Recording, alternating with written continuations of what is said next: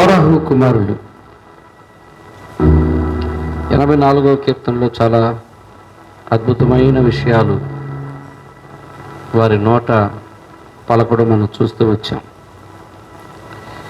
కోరహు కుమారులు గతాన్ని జ్ఞాపకం చేస్తూ ప్రస్తుత పరిస్థితిని ప్రభువుకి తెలియచేస్తూ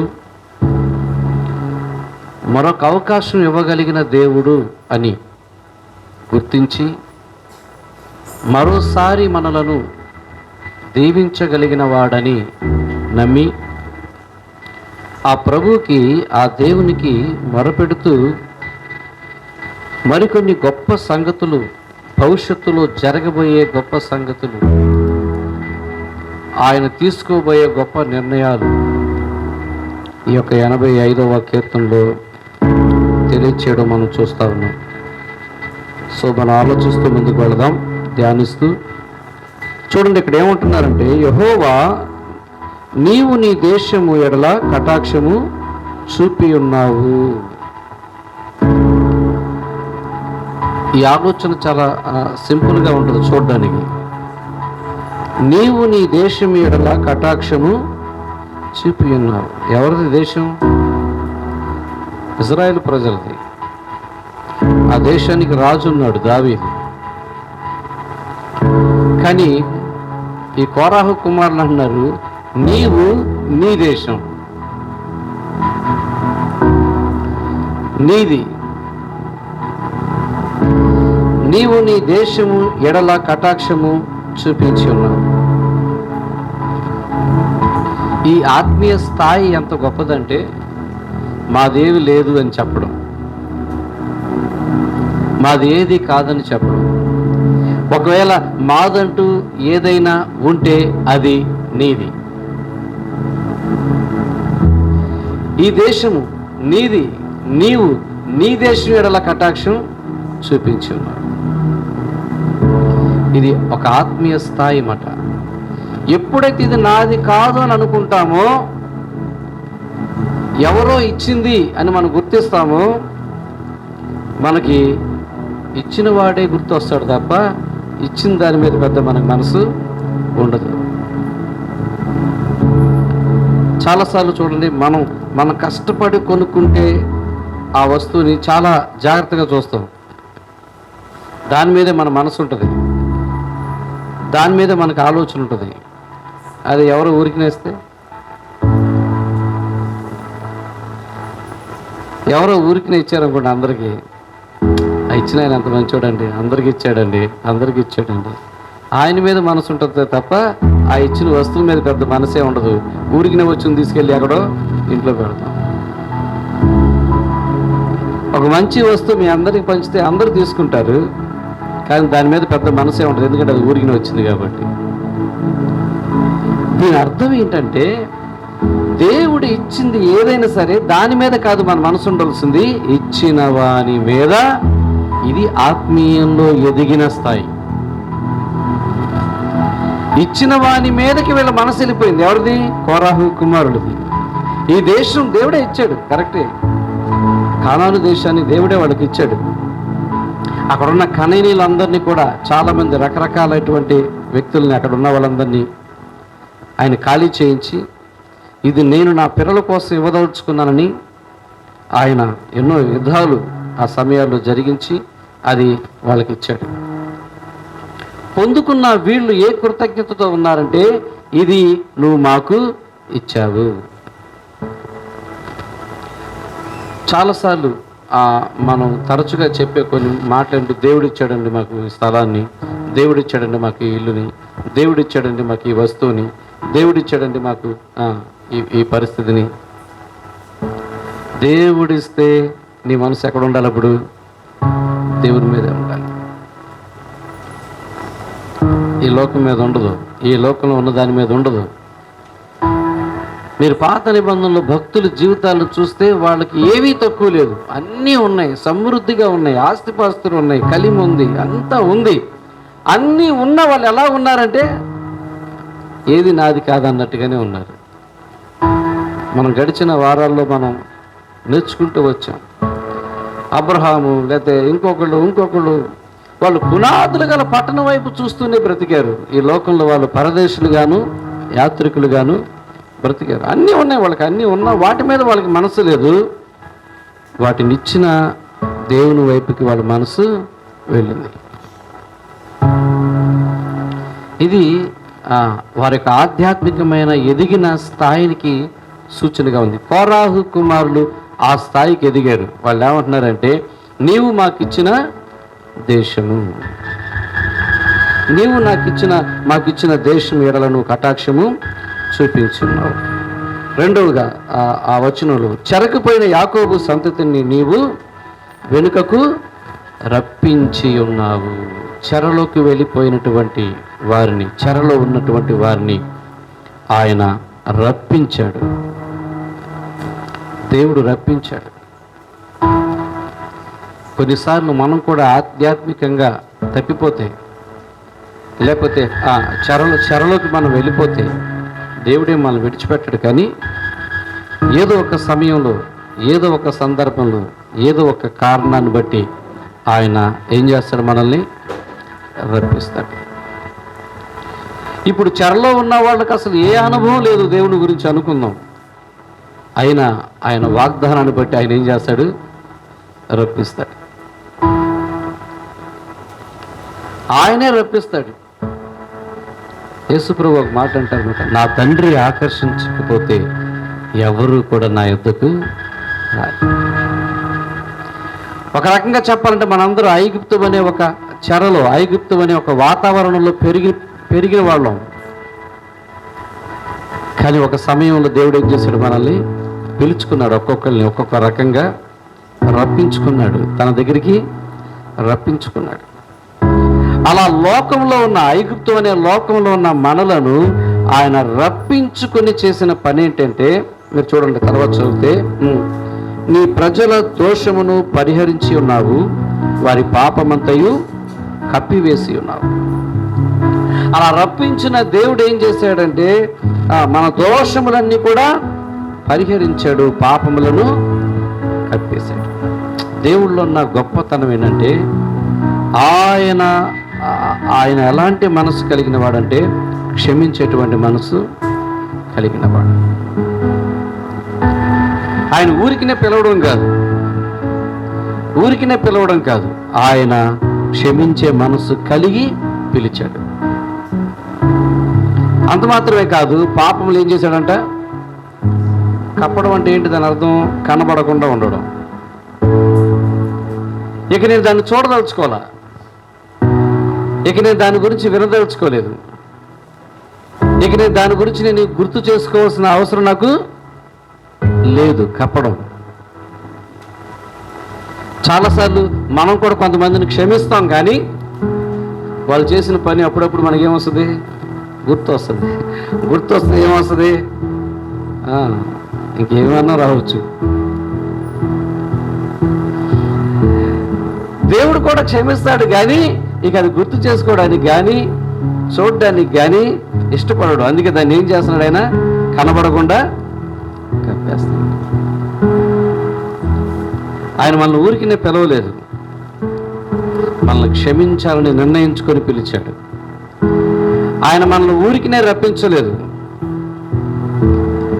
మన గత జీవితాన్ని ఇంకెప్పుడు చూడకూడదు, చూడవలసిన అవసరం కూడా నాకు లేదు అనుకునే ఆయన పిలిచాడు. కాబట్టి ఆయన పిలుచుకొని క్షమించాడు, వర్ణించాడు. తర్వాత 3వ వచనం మనం చూస్తే, నీ ఉగ్రత అంతయు మానివేసి ఉన్నావు, నీ కోపాగ్నిని చల్లార్చుకొని ఉన్నావు. ఇది ఐగుప్తులో జరిగిన సంఘటన.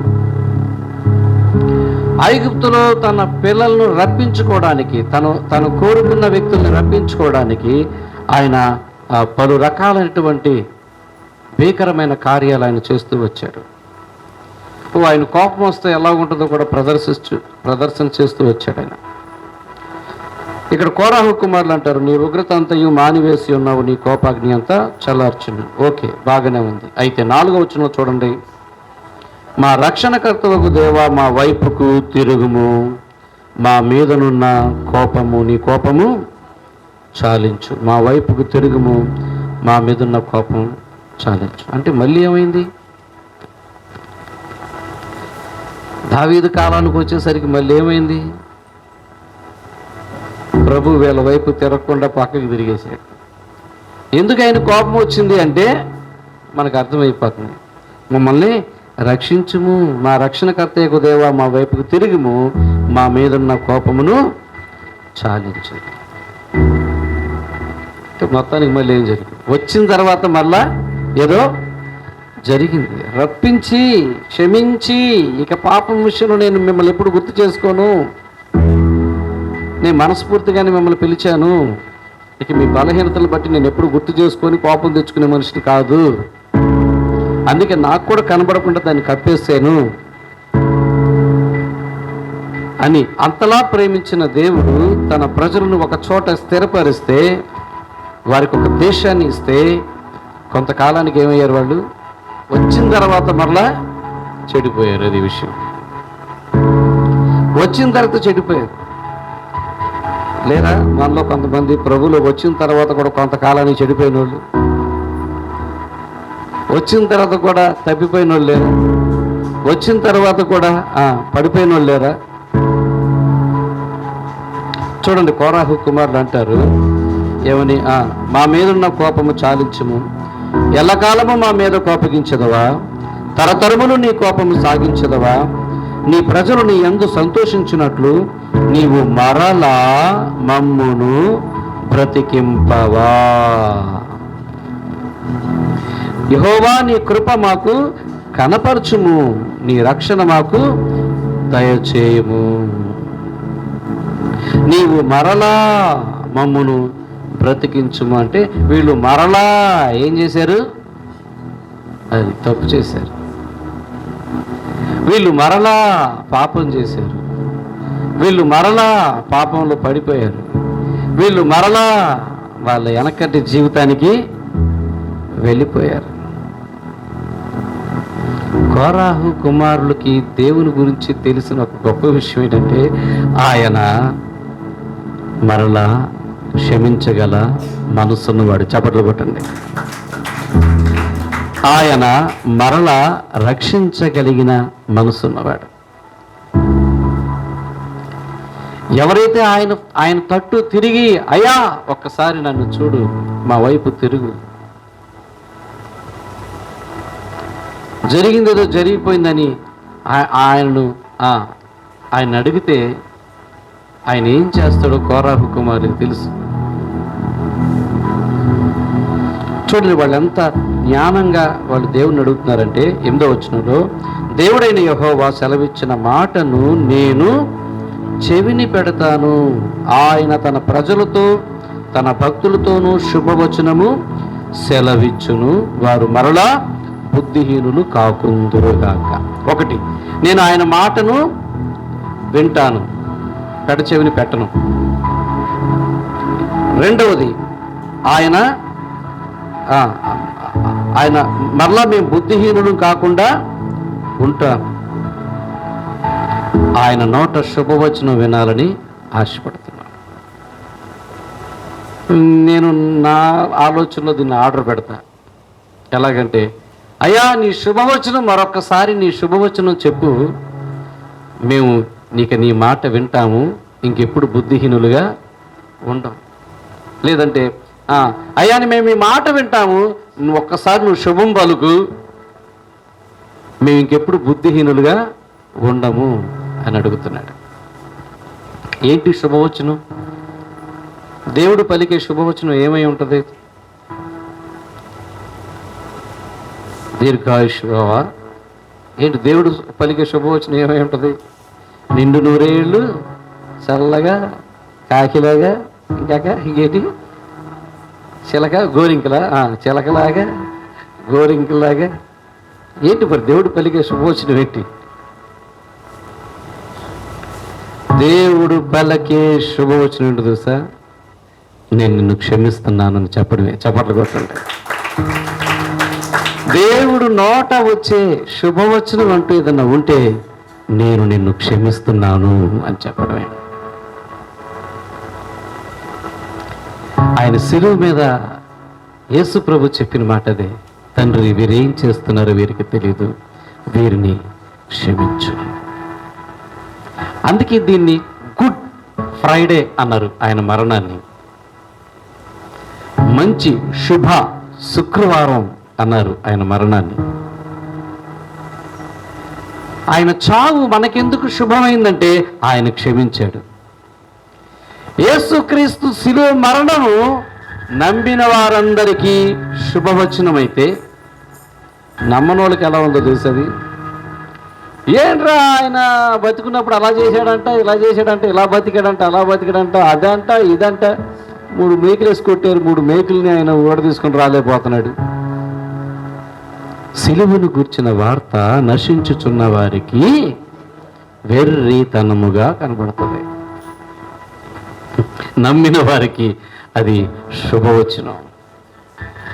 ఆయన సిలువలో నుండి ఆయన శుభవచనం ఏంటంటే క్షమించాడు.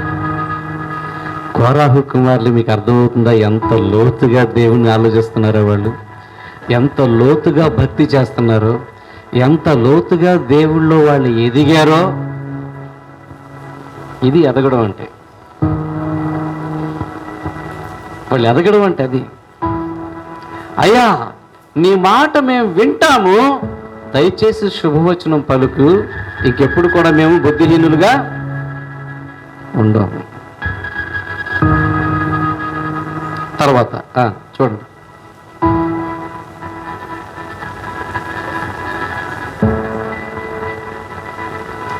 మన దేశంలో మహిమ నివసించినట్లు ఆయన రక్షణ ఆయనకు భయపడు వారికి సమీపంగా ఉన్నది. 9వ వచనంలో మన దేశములో మహిమ నివసించినట్లు ఆయన రక్షణ ఆయన భయపడు వారికి సమీపంగా ఉంది. ఇప్పుడు వీళ్ళకి ఏం అడుగుతున్నారంటే, వీళ్ళు ఏం నిర్ణయం తీసుకుంటున్నారంటే, ఇక మన దేశంలో మహిమ ఉండాలి, నివసించి ఉండాలి. ఎందుకంటే మహిమ ఉండట్లేదు. కారణం ఏంటంటే వీళ్ళు దేవుడితో ఉండట్లేదు. వీరు మరలా తప్పిపోతున్నారు, మరలా వీళ్ళు పాపంలో పడిపోతున్నారు. అందుకే వీళ్ళ మధ్యలోంచి మహిమ వెళ్ళిపోతుంది. ఆయన ఎంతో ప్రేమతో వాళ్ళని రప్పించాడు, క్షమించాడు, వాళ్ళ పాపాన్ని కప్పివేశాడు, వాళ్ళకి ఆ దేశాన్ని ఇచ్చాడు. దాన్ని అనుభవిస్తూ కేకరకాయ అయిపోయి వీళ్ళు ఏం చేశారంటే మరలా ఆ ప్రేమను చులకనైపోయి దేవుని కృప పక్కకి వెళ్ళిపోయి వీళ్ళు మరలా ఏం చేశారు, పాపంలో పడిపోయి, అయ్యా నువ్వు అలా పక్కకు మొహం తిప్పుకొని ఉండమాక, మా వైపు చూడు, నీ రక్షణ మరలా మాకు దయచేయి. ఇదిగో మేము చెబుతున్నాం, నీ మాట మేము ఇక పెడచెవిని పెట్టాం, నీ మాట మేము వింటాము, ఒక్కసారి శుభం పలుకు, ఇక ఎప్పటికీ మేము బుద్ధిహీనులుగా ఉండము, ఇంకెప్పటికీ మేము బుద్ధిహీనులుగా ఉండము అని చెబుతూ ఇక నుంచి మా దేశంలో మహిమ నిలిచే విధంగా చూసుకుంటాం. మనం కూడా దేవుని అడగాలి, మన జీవితంలో ఆయన మహిమ నిలిచి ఉండాలి, మన కుటుంబంలో ఆయన మహిమ నిలిచి ఉండాలి, అది వెళ్ళిపోకూడదు. ఎప్పుడు వెళ్ళిపోద్దంటే అది మనం ఆయనకి వ్యతిరేకంగా ఉన్నప్పుడు అది వెళ్ళిపోతే మహిమ ఉండదు. ఈసారి వీళ్ళు అన్నారు, ఇక మా దేశంలో మహిమ ఉండేలాగా మేము చూసుకుంటాం, ఇక మేము బుద్ధిహీనులుగా ఉండము, నీ మాట వింటాము, ఒక్కసారి క్షమించాను అని ఒక మాట అన్నది, నీ శుభవచనం మాకు చెప్పు. ఎప్పుడైతే దేవుడు క్షమిస్తాడో జరిగే ఒక అద్భుతం ఏంటో చెప్పనా, చూడండి అక్కడ వాళ్ళు రాశారు. ఆ అద్భుతం ఏంటంటే 10వ వచనంలో, కృపా సత్యములు కలుసుకున్నవి, నీతి సమాధానములు ఒకదానికొకటి ముద్దు పెట్టుకొనుచున్నవి. ఎప్పుడైతే ఆయన క్షమిస్తాడో కృపా సత్యాలు కలుసుకుంటాయి,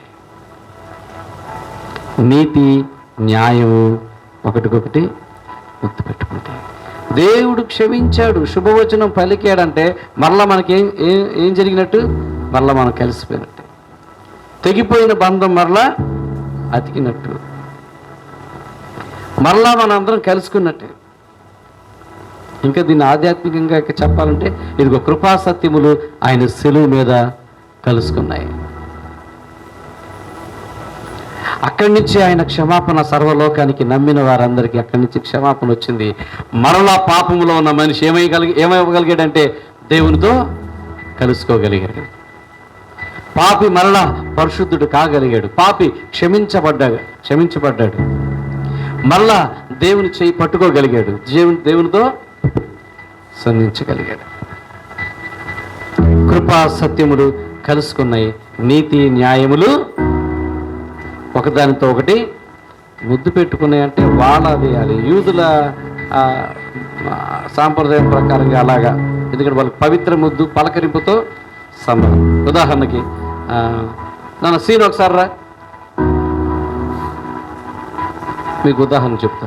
అంటే అది కృపా సమాధానాలు ముద్దు పెట్టుకోవడం దేని సాదృశ్యం అంటే ఇప్పుడు సీను మేము ఒక రకంగా చెప్పాలంటే అన్నా అనుకోండి, దీని అర్థం ఏంటి? మేమిద్దరం కలుసుకున్నాం. లేకపోతే సెకండ్ ఇచ్చి ఓకే ఇలా ఇద్దరం ఇలా ఉన్నట్టు మేమిద్దరం అయినట్టు మళ్ళీ కలుసుకున్నట్టు.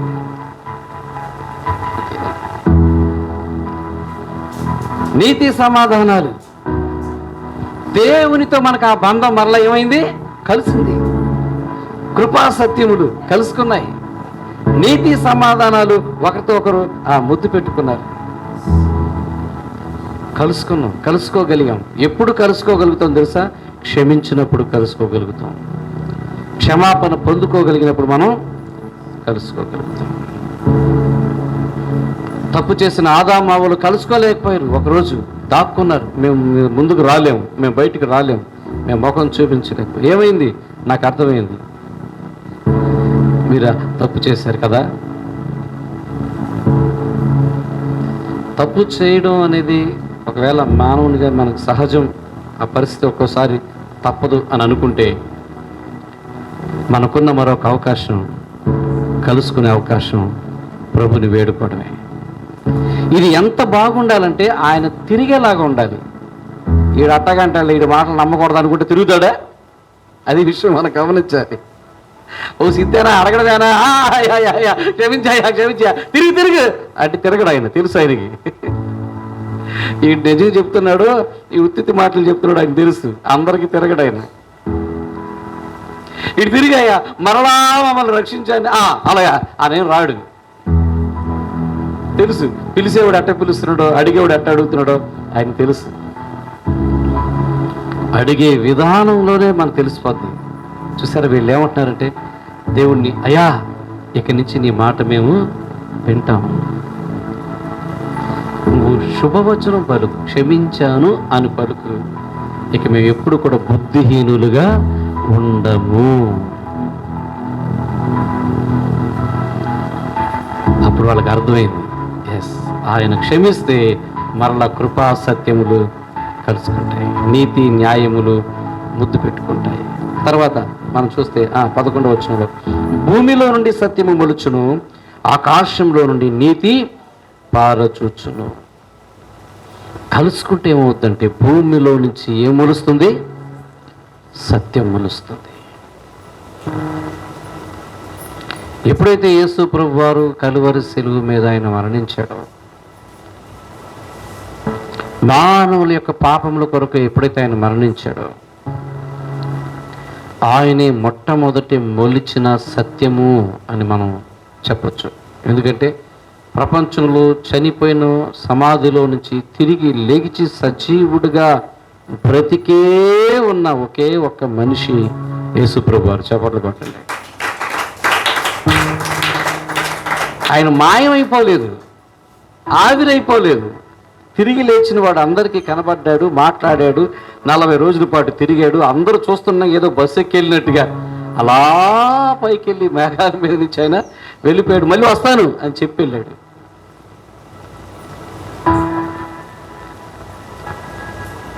సత్యం భూమిలోంచి మళ్ళా మొలకెత్తింది. ఇప్పుడు ఒక మాట చెప్తా, ఎవరైతే ఆయన యందు విశ్వాసం ఉంచుతారో వాళ్ళు కూడా భూమిలోంచి మొలకెత్తుతారు. చూడండి, తర్వాత మన మాటలు మనం చదివితే,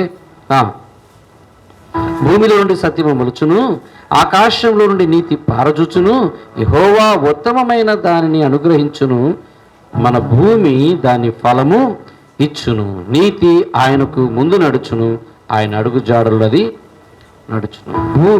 మన భూమి దాని ఫలమును ఇచ్చును. ఆయన భూమిలోంచి మొదట లెగిస్తే మనం కూడా లెగుస్తాం. ఆ ఫలం ఇస్తుంది. అందుకే మన బాప్తిజంలో రోమపత్రికలో ఉన్నట్టుగా మనం చూస్తాము. బాప్తిజం సమయాల్లో బాప్తిజం అనేది దేనికి సాదృశ్యంగా ఉందంటే ఆయన మరణ పునరుద్ధానములకు సాదృశ్యంగా ఉంది. బాప్తిజం పొందినవాడు ఆయన మరణ పునరుద్ధానములో పాలివాడై ఉన్నాడు. అందుకే ఇలాగ ముంచి మరలా వాడిని తిరిగి లేపుతున్నాం. మొలిచిన సత్యం. ఎవరైతే యేసుక్రీస్తును స్వరక్షకుడిగా అంగీకరిస్తారో వాళ్ళు భూమిలోంచి మొలుస్తున్న సత్యం లాంటి వాళ్ళు. చప్పట్లు కొట్టండి. మనం మొలిచిన సత్యం. ఈ సత్యం ఏమవ్వాలంటే ఫలించాలి. ఈ సత్యము ఫలించాలి. చూడండి, చివరి మాటలో మనం చూస్తా ఉన్నాం, మన భూమి దాని ఫలమిచ్చును, ఆకాశం నుండి నీతి పారచూస్తా ఉందంట. యెహోవా ఉత్తమమైన దాన్ని మనకు అనుగ్రహిస్తా ఉన్నాడు. మన భూమి దాని ఫలమిచ్చును, నీతి ఆయనకు ముందు నడుచును. నీతి ఎప్పుడు కూడా ఆయనకు ముందే నడుస్తుంది. క్షమించడానికి ఎప్పుడు కూడా దేవుడు ముందే ఉంటాడు. క్షమించడానికి దేవుడు ఎప్పుడు ముందే ఉంటాడు. నేను దీవించడానికి ఆయన హస్తము కొరచకాలేదంటే పెద్ద చెయ్య, ఏది మోదు పదులు పిల్లలు చూసే వాటిలో ఆ పదులకు మోదుకు పెద్ద చెయ్యి పెద్దదైపోతాయి. అక్కడ పట్టుకుని లాక్కొస్తాడు.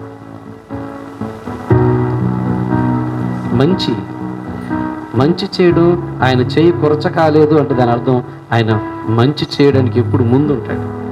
ఉదాహరణకి ఎందుకు కొన్నిసార్లు మనకు అప్పుడప్పుడు మన బంధువుల్లోనో ఎవరో తగులుతారు, అమ్మో నీ చెయ్యి పెద్దదమ్మా, నువ్వు వద్దంటే పెడతావు, నువ్వు చెయ్యి పెద్దదంటే పెద్ద చెయ్యి కాదు, పెద్ద మనసు, పెట్టే మనసు, ఇచ్చే మనసు. దాన్ని ఏమంటామంటే మనం నీ పెద్ద చెయ్యి, నీ చెయ్యి పెద్దది. దేవుడు చెయ్యి కొరచ కాలేదంటే ఆయన క్షమించే మనసు, నీతి ఆయనకి ముందు నడుస్తుంది. అంటే ఆయన మనసు ముందు నడిచేది ఏంటంటే కోపం కాదు, క్షమించేది, నీతి నడుస్తుంది. ఉగ్రత కాదు, ఆయన తన ప్రజలు తన వైపుకు మళ్ళుకుంటారేమో అని మనసు కలిగిన వాడు. అందుకే వాళ్ళు అడగలేదు, అయినా ఈయనే వాళ్ళని రప్పించాడు. రప్పించిన దేవుడు వాళ్ళని క్షమించాడు. క్షమించిన దేవుడికి వాళ్ళ పాపాలు చూడడానికి ఇష్టం లేక ఆయనే కప్పాడు. కప్పిన దేవుడు మరలా స్వతంత్రంగా బ్రతకడానికి ఒక దేశాన్ని ఇచ్చాడు. దాంట్లో ఆయన మహిమను ఇచ్చాడు. కాకపోతే వీళ్ళు ఏం చేశారంటే ఆ మహిమను పోగొట్టుకున్నారు. పోగొట్టుకున్న వీళ్ళకు ఒక విషయం అర్థమైంది, పోతే పోయింది, అయితే ఇక్కడికి మనకు పోయేదేమి లేదు, మరలా ఆయన వైపుకి మనం తిరిగి అడుగుదాం. ఈసారి ఎలా అడుగుదామంటే నీ మాట వింటాము, నీ మాట పడచెవిని మేము పెట్టను, ఒక్కసారి క్షమించానన్న శుభవచనం పలుకు, మేము బుద్ధిహీనులుగా బ్రతకము అని అడిగారు. అంటే వాళ్ళకి ఏం అర్థమైంది కోరాహు కుమారుల కంటే, దేవుడు మరలా అవకాశం ఇచ్చే దేవుడు, దేవుడు మరలా క్షమించే దేవుడు, దేవుడు మరలా మనల్ని మొలిచేలాగా చేసే దేవుడు. అందును బట్టి మనం దేవుణ్ణి ఆరాధించబద్ధులమై ఉన్నాం. కనుక ఈ సమయం లేచి నిలబడి ఆ దేవాది దేవుడు గొప్ప మనసును బట్టి కోరాహు కుమారులు తెలుసుకున్న ఆ దేవుని గొప్ప మనసును, ఆయన క్షమించే మనసు, రప్పించే మనసు, తప్పిపోయిన వారిని కూడా, చెదిరిపోయిన వారిని కూడా రప్పించే దేవుడు ఆయన తిరిగి లోకంలో ఉన్న మన లోపలికి వచ్చిన తర్వాత కూడా చాలామంది తప్పిపోతున్నారు. అలా తప్పిపోయిన వారిని కూడా మరలా తన వైపుకు తిరిగితే క్షమించే మనస్సు కలవాడు, క్షమించగల ఓపిక కలవాడు, ఓర్పు కలవాడు. సో ఇంత మంచి దేవుడు. అలాని మనం చేస్తూ ఉండమని కాదు, అలా చేస్తూ ఉంటే తెలుసు ఆయనకి. ఎవరు పిలిస్తే పలకాలో తిరగాలో తెలుసు, ఎవరికి శుభవచనం పలకాలో ఆయనకు తెలుసు. నిజంగా మనసులో మార్పు వచ్చి పశ్చాత్తాపడి అయ్యో నేను చేయకుండా పని చేశానని బాధపడిన వారిని ఆయన మరలా క్షమించే మనసు. దావీదుని అందుకే దేవుడు క్షమించాడు. మరలా దావీదు ఎప్పటికీ తప్పు చేయలేదు. చనిపోయేంత వరకు దేవునికి సాక్షిగా బ్రతికాడు. తెలుసు ఆయనకి ఎవరు నిజంగా హృదయంలో క్షమాపణ అడుగుతున్నారు, ఎవరి హృదయం హృదయం కలిగి ఉందో, ఎవరి హృదయం పశ్చాత్తాప హృదయం కలిగి ఉందో ఆయన తెలుసు. అట్టి వారిని ఆయన మరలా క్షమించగలిగిన దేవుడు.